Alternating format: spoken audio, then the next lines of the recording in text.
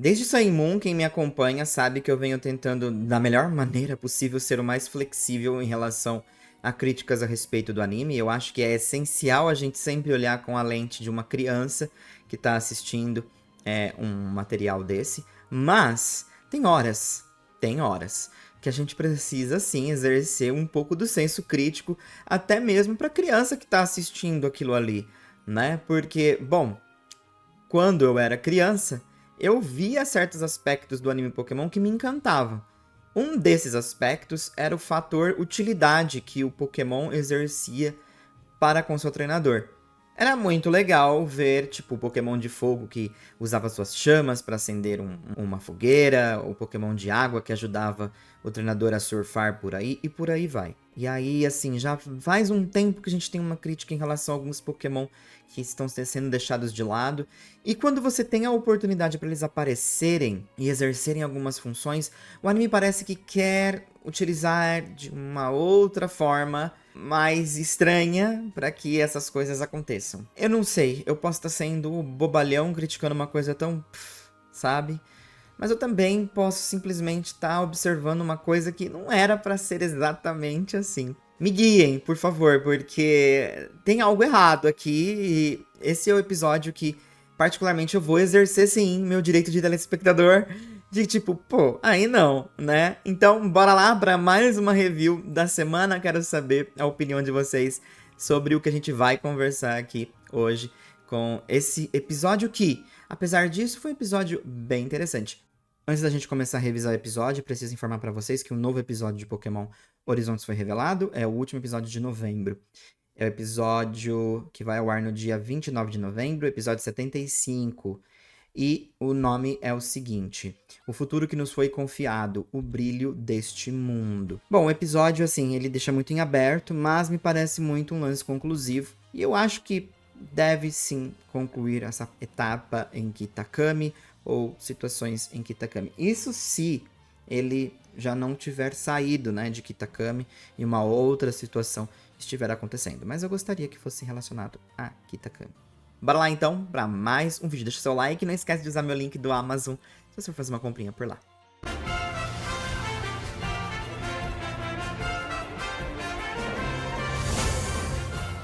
Bom, o episódio começa com a Liko, Roy, Dot e o Fridge subindo o Monte Tengo. Na verdade, eles estão se direcionando até lá porque a Perrin, que aparentemente se juntou à equipe temporariamente, acabou revelando que ela tirou uma foto, ou algumas fotos, do Kleavor quando ela estava nessa montanha. E foi lá a última vez que ela viu o Pokémon. E como eles querem ter esse contato com o Kleavor e acreditam que o Kleavor possa ser o do Lucius, eles estão indo lá averiguar.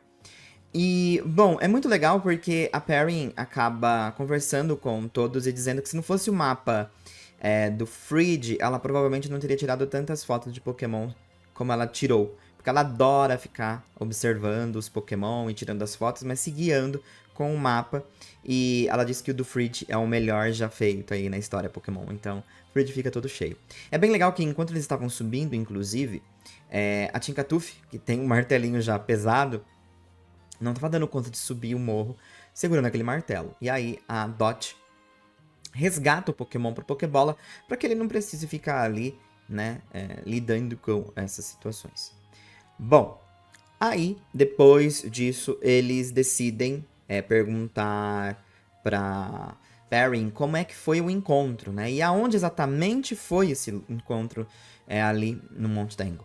E ela diz que, bom, é um pouco quanto, assim, as memórias são um pouco nebulosas, porque ela só se deu conta que estava numa mesma floresta, um clima muito denso, e aí ela observou e percebeu que tinha um Kleavor na frente dela, ela tirou várias fotos, e ele ia meio que usar a foice dele, assim, contra ela, ela saiu correndo desesperada.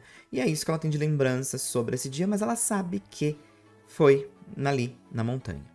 E aí eles decidem então continuar a busca, subindo a montanha. É muito interessante que o Roy e o Crocalor acabam encontrando berries no chão. E o Crocalor ia pegar uma pra comer, só que ele acaba meio que caindo num local que tava meio...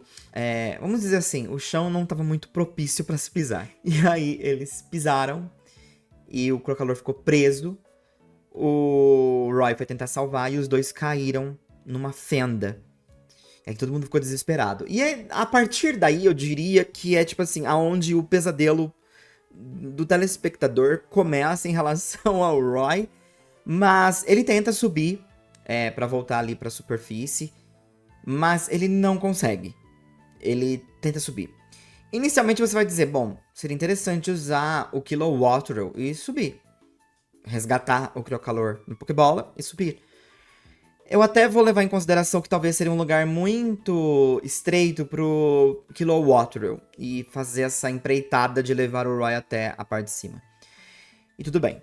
Então, a gente ignora isso e o Roy acaba encontrando um local, uma passagem que talvez leve ele para o lado de fora, de um outro lado, né?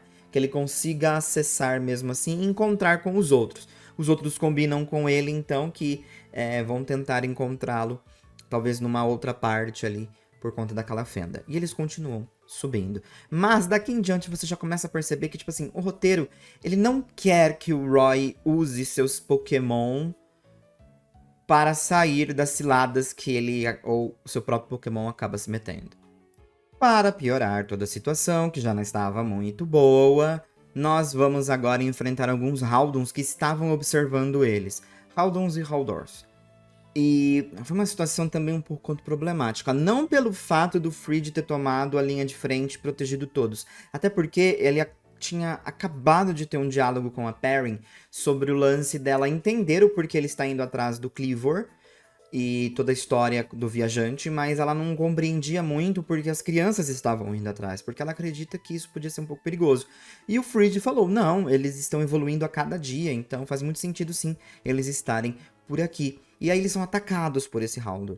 E eu acho que, tipo assim, uma coisa é fato, o Fridge, ele é o maior ali no meio, né? Ele é o mais responsável, ele vai tentar de todas as formas tomar conta dos seus amigos.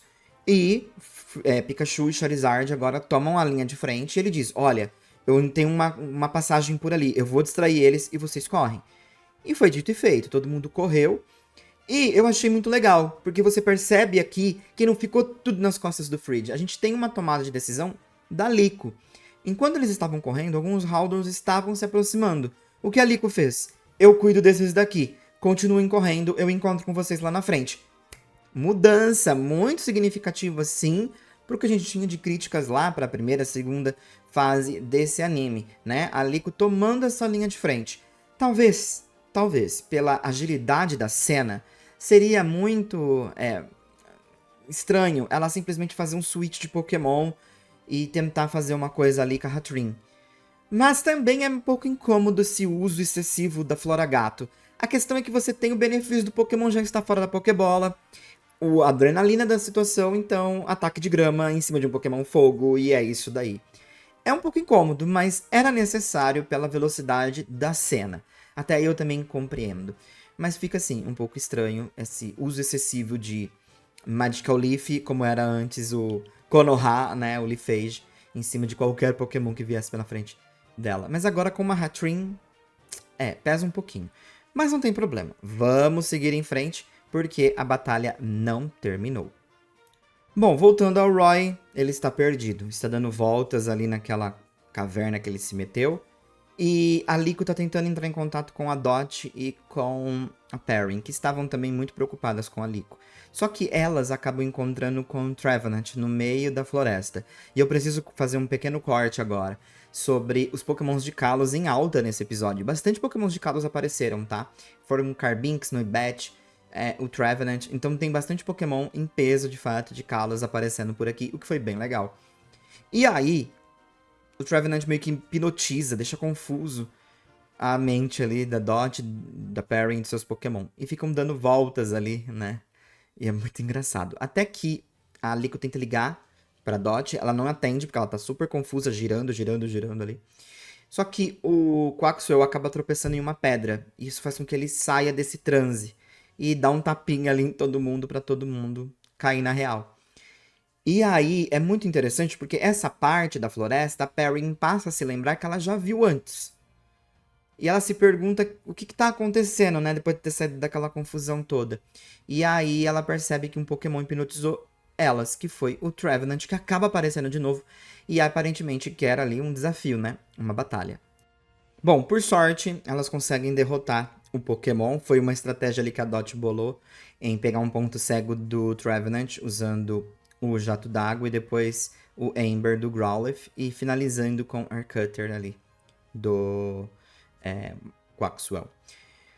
Mas a Liko, que ainda não conseguiu contato com suas amigas, ela tá observando alguns cortes em algumas árvores, como se fossem sinais. Ela acredita que pode ser algo gerado pelo Kleavor. E ela começa a perceber que aquilo são sinais de indicação. Talvez de continuar, como se estivesse guiando, né, as pessoas que passam, ou perigo, não continue. A Liko tem uma sacada muito legal aqui. Ela usa a Hatrin para saber se continuar é arriscado. E como ela faz isso? Sinta a energia que está em volta por aqui. A gente vai encontrar coisas mais ruins em relação a sentimentos ruins que estão por aqui, de raiva, ou a gente vai encontrar um sentimento de alegria ou algo mais relaxante. E aí a Hatrin parece relaxada, então ela percebe que é ok seguir em frente e é o que ela faz. Já o Roy consegue sair da caverna depois de muito tentar fazer algo.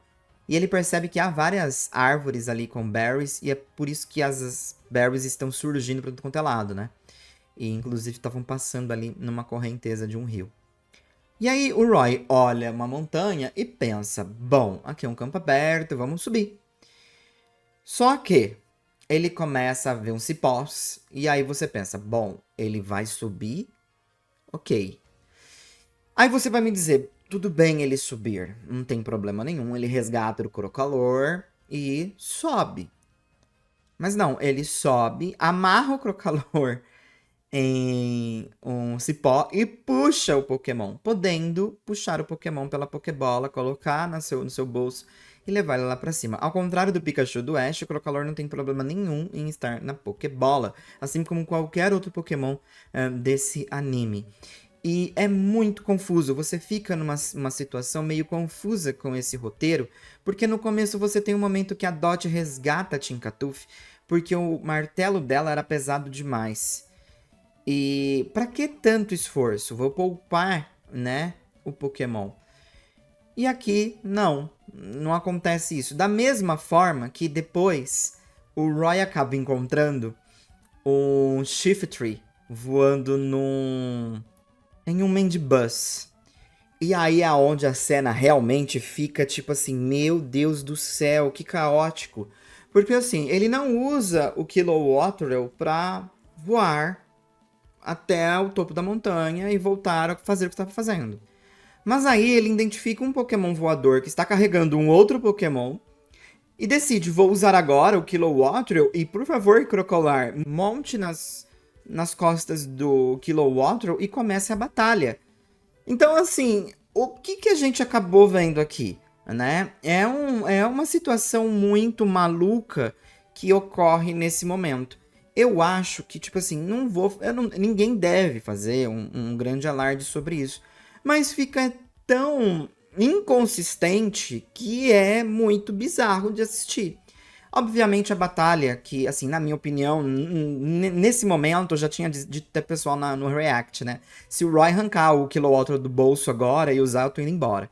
Porque, assim, já não tinha mais importância, pelo menos pra mim que tava assistindo, aquela batalha. Eu só queria entender a configuração da mente do Roy naquele momento. Foi completamente maluco, ao meu ver. Vocês podem advogar aí pelo Roy, devem advogar pelo Roy, mas assim, putz, sabe? Não é bizarro de acompanhar essa sequência de cenas. Mas pra quem tá interessado na batalha, a batalha foi muito legal. Preciso dizer que é muito mais divertido ver um Pokémon sendo carregado ali pelas patinhas do Pokémon voador e estar batalhando ali na parte de baixo, do que aquele clássico arroz com feijão do Pokémon montado nas costas do Pokémon voador. Essa combinação do Mudbuzz com o Shiftry foi muito legal. E eles deram problema para o Kilowattrel Crocalor. Mas no final, eles também pegam um ponto cego dos dois e o Crocalor usa Disarming Voice pra cima deles. E eles acabam sendo derrotados. Eu nem pretendo mais elaborar tanto sobre isso daí. Mas assim, gente, foi uma sequência muito, muito estranha. Assim, aconselho vocês assistirem esse episódio, porque causa aquela coisa, tipo, por que você não tá fazendo isso?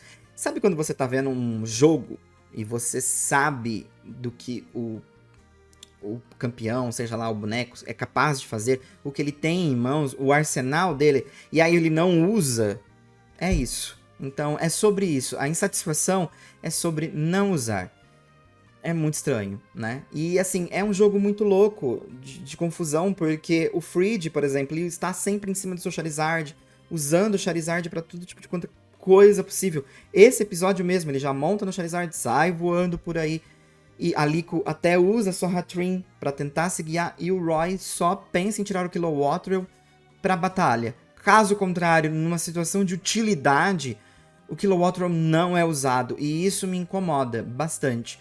Não é sempre assim, mas muitas vezes é assim. Não, e só pra você ter a proporção das cenas, é o Fried voando no Charizard conversando no Rotom-Phone, corta pro Roy escalando a montanha e logo em seguida puxando o Crocalor, e logo em seguida ele usando o Kilowattrel e colocando o Crocalor nas costas do Kilowattrel pra uma batalha aérea. É assim, é uma sequência realmente bizonha. E por fim, caminhando para a última etapa desse episódio, nós temos um diálogo com a Perrin e a Dot. E é muito legal porque a Perrin identifica que a Dot já viveu muitas aventuras, porque quando a Dot chegou a um certo local e a Perrin começou a desconfiar que ela já passou por ali, a Dot pega a foto que ela tirou do Cleaver e observa o local. E começa a analisar a vegetação em volta. E ela observa que provavelmente elas estão muito próximas por conta das folhas que existem ali na foto e no local que elas estão. É bem possível que elas estejam do lado ali da situação com o Cleaver, né? Bem próximos dele. Mas a Perrin identifica, né, que a Dot já parece ser uma grande aventureira. E aí a Dot reflete, tipo, eu vivia muito no meu quarto e depois que eu saí eu percebi que tinha muito a aprender, que tava perdendo muita coisa. E agora eu tô me esforçando ao máximo pra acompanhar os outros. Então assim, é uma frase muito legal, é muito legal ver esse trajeto da Dot. Já falei isso pra vocês, assim como outros personagens que já passaram pelo anime Pokémon, tem personagens que eles já vêm prontos, né? É fácil de gostar, é fácil de entendê-los. Então, a Dot é um exemplo disso. É uma personagem que é muito difícil você ter uma aversão a ela. Eu gosto muito da Dot por isso. Bom, e aí a Liko e os outros acabam chegando, todos se encontrando, numa grande pedra que tem vários riscos, né? Como se fosse uma pedra no formato de Dugtrio. E a Liko começa a perceber que em volta dela os Pokémons estão muito felizes. Não há conflitos naquele local. Então, talvez o Cleaver, se for ele que está fazendo esses arranhões, ele possa estar fazendo aquilo para sinalizar para alguém, que ele está esperando alguém, que alguém possa encontrá-lo. E é por isso que ele está fazendo tanto esses sinais. Seria para o Lucius? Seria para os seus antigos amigos? Pode ser, né? Então, a Liko está confiante que possa ser algo relacionado a isso. E pela paz do local, enfim, eu não acharia estranho também do Cleaver estar protegendo o local em si. Mas aí vem por uma especulação minha e não do que foi dito. De qualquer forma, todos se unem e eles, então, decidem que tem que continuar para encontrar o Cleaver, porque eles devem estar muito próximos de encontrar com o Pokémon. E o episódio termina. E termina com o Cleaver aparecendo na ponta ali da pedra e depois desaparecendo. Ele já está ligado que estão procurando por ele. Então vamos ver o que vai acontecer. Assim, como eu falei pra vocês, a minha maior crítica é sobre o desempenho de utilidade de Pokémon. Tem Pokémon... É muito estranho, né? Porque assim... Esse talvez seja um choque. Eu não sei, porque várias sagas a gente teve o Ash usando seus Pokémon como também fator utilidade, né? Eu acho que uma das maiores e que a gente sempre queria ver com mais força era o fato do Ash sair viajando nas costas do seu Pokémon. E não é à toa que talvez a decisão de retirar o Pidgeot do Ash e até mesmo o Charizard, que eram Pokémons que eles poderiam explorar e fazer suas viagens voando em cima deles, foram removidos do arsenal dele por um tempo. Mas isso nunca impediu dele continuar utilizando os seus Pokémon para fins de utilidade, né? E aqui não está impedindo ninguém também de usar, né? A Dot faz isso, a Lico faz isso. O Roy é aquela discussão eterna sobre o Kilowattrel. O Kilowattrel parece que foi um Pokémon que eles queriam dar, mas eles ainda querem explorar mais um aspecto do Roy, que ele precisa escalar, que ele precisa fazer várias outras coisas e não necessariamente utilizar os seus Pokémon, a não ser quando o assunto for batalha. Não sei a mensagem que eles querem passar com isso, mas é muito assim, você entra em conflito. Você simplesmente olha e fala, meu Deus, não. Você tem um fucking Kilowattrel nas suas mãos. Se fosse o Wattrel, eu entenderia. Mas o Kilowattrel? Não. Ainda mais porque a cena seguinte é do Crocolar nas costas do Kilowattrel, né? Então, enfim. Mas, nobre ainda assim, do Roy querer subir por conta própria, puxar seu Pokémon com o cipó, ainda que você coloque ele em mais risco ainda. Mas, né, é uma situação muito estranha. Mesmo assim, eu venho gostando da possível história que eles vão abordar para o Kleavor, deixando essa história de utilidade de lado. Eu tô gostando porque me parece que o Kleavor, ele deve ser um Pokémon bem sentimental também. Acho que como a maioria dos Pokémon, se não todos os Pokémon do Lucius, né? E o fato da possibilidade dele estar marcando o local para ser encontrado é tão legal, né? Mas ao mesmo tempo, assim, um pouco quanto triste, se for de fato a vontade dele de ser encontrado pelo seu antigo treinador. Mas muito bonito, sabe? Então, assim, eu não sei se de fato eles vão correr para essa necessidade no roteiro, mas eu tô gostando.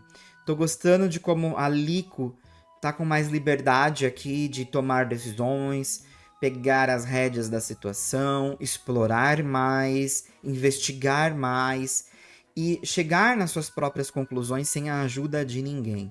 Então, assim, também tá muito massa esses momentos. Mas foi um episódio ok. A gente pode dizer que esse é quase um episódio duplo, né? Porque o próximo episódio ele se engancha muito com esse. E acredito que as conclusões devem ficar já para o próximo episódio em relação ao Kleavor. É a impressão que eu tenho. Então vamos deixar para julgar mesmo essa pintura no próximo episódio. Felizmente a gente tem episódios aí pro mês inteiro de novembro. E como falei pra vocês, um novo episódio foi revelado, tá? Então, a gente espera que esse final de novembro e o começo de dezembro sejam quase como uma conclusão nas situações ali em relação a Kitakami. Vamos ver. Mas tô bem satisfeito com Kitakami, tá? Muita coisa aparecendo, altas referências. E se fosse possível, assim, é isso que eu me choco. Eu queria muito fazer um vídeo sobre isso também, né?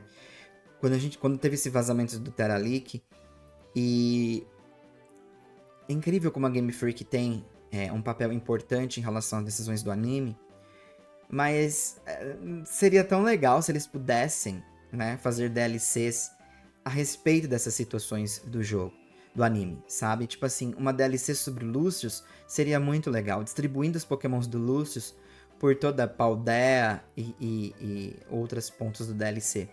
Nós temos o Kleavor lá na Blueberry, mas seria muito mais agradável, depois de assistir esse anime, né, em ver o Kleavor lá em Kitakami.